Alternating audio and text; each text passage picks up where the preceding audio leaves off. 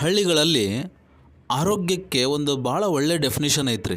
ಏನಂದ್ರೆ ಮುದ್ದಿ ನಿದ್ದಿ ಲದ್ದಿ ಸರಿಯಾಗಿತ್ತಂದ್ರೆ ಆರೋಗ್ಯ ಭಾಳ ಚಲೋ ಇರುತ್ತಾ ಅಂಥೇಳಿ. ಏನದ್ರ ಅರ್ಥ?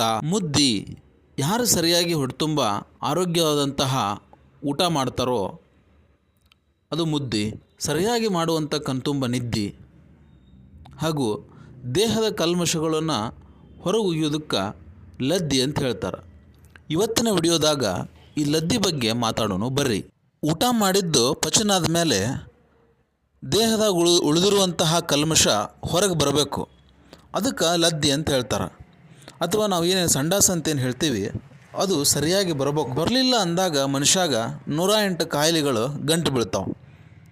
ಬಹಳ ಜನ ನಿರ್ಲಕ್ಷ್ಯದಿಂದ ಅಥವಾ ಅರುಗಿಡಿತನದಿಂದ ಈ ಸಮಸ್ಯೆನ ತಂದ್ಕೊತಾರೆ. ಇದನ್ನು ಆಯುರ್ವೇದಿಕ್ನೊಳಗೆ ವಾತ ದೋಷ ಅಂತ ಹೇಳ್ತೀವಿ.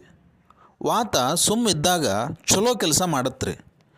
ಯಾವಾಗದು ಸರಿಯಾಗಿ ಹೊರಗೆ ಬರುವುದಿಲ್ವೋ ಅವಾಗದು ಹೊಸ ಹೊಸ ರೋಗಗಳನ್ನು ಹುಟ್ಟು ಹಾಕುತ್ತೆ. ನಿಧಾನವಾಗಿ ಮನುಷ್ಯಾಗ ಅಸಿಡಿಟಿ ಆಗೋದು, ಹೊಳ್ಳಮಳ್ಳ ಡೇಗ್ ಬರೋದು, ಹೊಟ್ಟೆ ಆಯಾಸ ಆಗೋದು, ಸಮಾಧಾನ ಇರೋದಿಲ್ಲ, ಹೀಗೆಲ್ಲ ಚಾಲೂ ಆಕ್ಕವು. ಯಾವಾಗ ಮೈಯಾಗ ನೀರಿನಂಶ ನಾರಿನಂಶ ಕಡಿಮೆ ಆಗುತ್ತೆ ಅವಾಗ ಮಲಬದ್ಧತೆ ಶುರುವಾಗುತ್ತೆ. ಈ ಮಲಬದ್ಧತೆ ಕಡಿಮೆ ಆಗಬೇಕು ಅಂದ್ರೆ ಏನು ಮಾಡಬೇಕು? ಯಥೇಚ್ಛವಾಗಿ ನೀರು ಕುಡಿಬೇಕು, ಮಜ್ಜಿಗೆ, ಪಾನಕ ಇಂಥವನ್ನೆಲ್ಲ ತೊಗೊತ ಬರಬೇಕು. ಇದರಿಂದ ನೀರಿನಂಶ ಮೈಯಾಗ ಜಾಸ್ತಿ ಆಗುತ್ತೆ. ಇದ್ರ ಜೊತೆಗೆ ನಾರಿನಂಶ ಅಂತೇನು ಹೇಳ್ತೀವಿ, ಬೇಯಿಸಲಾರ್ದಂಥವು ತರಕಾರಿಗಳು, ಹಣ್ಣು ಹಂಪಲ ಇಂಥವೆಲ್ಲ ಪ್ರತಿನಿತ್ಯ ಆಹಾರದೊಳಗೆ ಸೇವನೆ ಮಾಡೋದ್ರಿಂದ ಇದನ್ನು ನಾವು ಸಾಧ್ಯ ಆದಷ್ಟು ತಡೆಗಟ್ಬೋದು. ಇನ್ನೂ ಒಂದಿಷ್ಟು ಮಂದಿ ಏನು ಕೇಳ್ತಾರಂದ್ರೆ, ನಾವು ಊಟನೂ ಸರಿ ಮಾಡ್ತೀವಿ, ಕಾಯಿಪಲ್ಯನೂ ಚಲೋ ತಿಂತೀವಿ, ನೀರು ಚೆನ್ನಾಗಿ ಕುಡಿತೀವಿ, ಆದರೂ ಕೂಡ ಮಲಬದ್ಧತೆ ಸಮಸ್ಯೆ ಐತಿ ಅಂತ ಹೇಳ್ತಾರೆ. ಅಂಥವ್ರು ಏನು ಮಾಡ್ಬೇಕಪ್ಪ ಅಂದ್ರೆ, ಇದು ಒಂದು ಮನೆಮದ್ದು ಔಷಧ ಅಲ್ಲ. ಹಿಂದಿನ ಕಾಲದಾಗ ಜುಲಾಬ್ ಅಂತ ಮಾಡ್ತಿದ್ರು. ಔಡಲೆಣ್ಣೆ ಅಂತ ಸಿಗುತ್ತೆ, ಹರಳೆಣ್ಣೆ ಅಂತ ಹೇಳ್ತೀವಿ. ಇದನ್ನು ರಾತ್ರಿ ಮಲಗುವಾಗ 1ರಿಂದ 2 ಚಮಚೆ ಬಿಸಿನೀರನ್ನೇ ಹಾಕಿ ಕುಡಿಬೇಕು ಊಟ ಆದಮೇಲೆ. ಇದು ಒಂದನೇದ್ದು.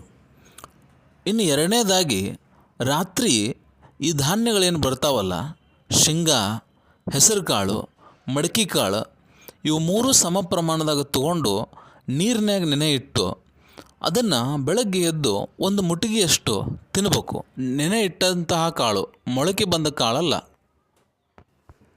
ಇನ್ನು 3ನೇದಾಗಿ ಒಣ ದ್ರಾಕ್ಷಿನ ನೀರಿನಾಗ ನೆನೆ ಇಡಬೇಕು. 1 ಗ್ಲಾಸ್ ನೀರಿಗೆ 8ರಿಂದ 10 ಒಣ ದ್ರಾಕ್ಷಿನ ಬೆಳಗ್ಗೆ ಎದ್ದು ನೆನೆ ಇಟ್ಟು ಪ್ರತಿ ರಾತ್ರಿ ತಗೊತ ಬರಬೇಕು.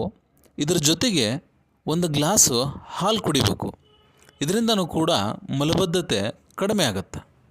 ಇನ್ನು ಕೊನೆಯದಾಗಿ ಒಂದು ಏನು ಹೇಳ್ಬೋದಪ್ಪ ಅಂದ್ರೆ, 1 ಚಿಟಿಕೆ ಹಿಂಗು, 1 ಗ್ಲಾಸ್ ಮಜ್ಜಿಗೆ, 1 ಚಿಟಿಕೆ ಸಾಯಿಂದ ಲವಣ 3 ಸೇರಿಸಿ ಪ್ರತಿದಿನ ಕುಡ್ಕೊತ ಬಂದ್ರೆ ಕ್ರಮೇಣವಾಗಿ ಈ ಮಲಬದ್ಧತೆ ಅನ್ನೋದು ಕಡಿಮೆ ಆಗ್ತಾ ಬರುತ್ತೆ. ಯಾಕೆ ಮಲಬದ್ಧತೆಯನ್ನು ನಿರ್ಲಕ್ಷ್ಯ ಮಾಡಬಾರ್ದು, ಅಲಕ್ಷ್ಯ ಮಾಡಬಾರ್ದು ಅಂದ್ರೆ, ಒಂದು ಉದಾಹರಣೆ ಹೇಳಬೇಕು ಅಂದ್ರೆ, ಯಾರ ಮನ್ಯಾಗ ದನ ಆಗಲಿ ಆಕಳಾಗಲಿ ಇರ್ತಾವಲ್ಲ ಅಂಥವ್ರಿಗೆ ಇದು ಭಾಳ ಚಂದ ಗೊತ್ತಿರುತ್ತೆ. ಆ ದನ 1 ದಿನ ಸಗಣಿ ಹಾಕಲಿಲ್ಲ ಅಂದ್ರೆ ಎಷ್ಟು ಒದ್ದಾಡತ್ತೆ ಅಂತ ನೀವೆಲ್ಲ ನೋಡೇ ಇರ್ತೀರಿ. ಇನ್ನು ಮನುಷ್ಯ 2 ದಿನ 3 ದಿನ ಮಲಬದ್ಧತೆ ಅನುಭವಿಸಿಬಿಟ್ಟ ಅಂದ್ರೆ ದೇಹ ನಿಧಾನವಾಗಿ ವಿಷದ ಸಂತೆ ಆಗಿಬಿಡುತ್ತೆ. ಹಾಗಾಗಿ ಎಲ್ಲರೂ ಮುದ್ದಿ ನಿದ್ದಿ ಲದ್ದಿ ಬಗ್ಗೆ ಸರಿಯಾಗಿ ಕಾಳಜಿ ಮಾಡಿರಿ ಅಂತ ಹೇಳ್ತಾ, ಮತ್ತೆ ಮುಂದಿನ ವಿಡಿಯೋದಾಗ ಇನ್ನಷ್ಟು ಮಾಹಿತಿಯೊಂದಿಗೆ ಭೇಟಿಯಾಗೋಣ್ರಿ. ನಮಸ್ಕಾರ ರೀ.